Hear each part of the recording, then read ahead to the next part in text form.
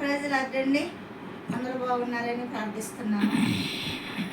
మరి గుండె సదరిన వారిని దేవుడు బాగు చేసే దేవుడు, తప్పిపోయిన వారిని తిరిగి చేర్చుకునే దేవుడు, అంతే కదండి. కృంగిపోయిన వారిని, సొమ్మసిల్లిపోయిన వారిని, బంధకాల్లో ఉన్న వారిని వారికి విడుదల ఇచ్చే దేవుడు. కాబట్టి మరి గుండె సదరిపోయి ఉన్నావా మిత్రమా? మరి మోసపోయి ఉన్నావా? లోక మనుషులను నమ్మి నీ ధర్మం పోగొట్టుకుని, నీ శక్తిని పోగొట్టుకుని, మరి వారి మాటలను నమ్మి వారిని ప్రేమించి క్రీస్తు ప్రేమను విడిచి, క్రీస్తుని విడిచి గుండె సెదరిపోయిన వాడిగా, వాణిగా, దానిగా ఉన్నావా మిత్రమా?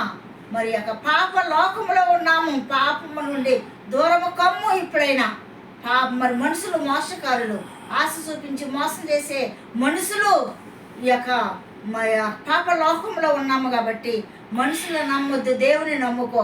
గుండె సెదరపోయి కృషించిపోతున్నావు, దుఃఖిస్తున్నావు, నీ కన్నీరుని ఆనందంగా మారుస్తాను అంటున్నాడు ఆయన. కాబట్టి గుండె సెదరిన వారిని బాగు చేయవాడని,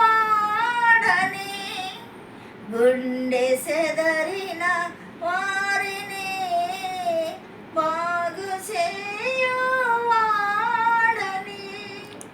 వారి గాయములన్నీయో కట్టుసున్నవాడని, దేవునికి స్తోత్రము గానము చేయుటయే మంచిది. మనమందరము స్తుతి గానము చేయుటయే మంచిది. కాబట్టి మిత్రమా, గుండె సెదరపోయి కృంగిపోవద్దు. ఇప్పుడైనా పాపాన్ని విడిచిపెట్టు, పరిశుద్ధులుగా మార్చు.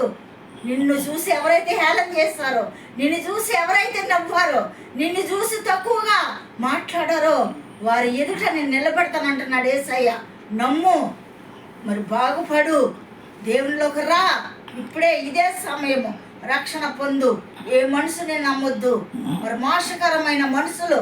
కాబట్టి దేవుని నమ్మితే నిన్ను ఆదరించి ఆదుకొని నీ వ్యాధుల నుండి మరి స్వస్థపరిచి, నీ బాధల నుండి విడుదలిచ్చి, నీ దిగులు తీసివేసి నీ కన్నిటిని ఆనందముగా మార్చే దేవుడు. కాబట్టి మరి దేవుని యొద్దకు రా ఇప్పుడే.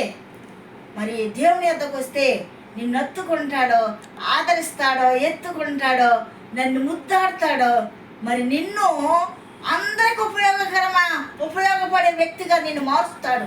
కాబట్టి ఈ దినమే పాపాన్ని విడిచిపెట్టి దేవుని దగ్గర రమ్మని దేవుడు మాట్లాడుతున్నాడు. ఈ వాక్యం దేవుడు దీవించుగాక. ఆమెన్. ప్లీజ్ సబ్స్క్రైబ్ చేయండి, లైక్ కొట్టండి. ఆమెన్.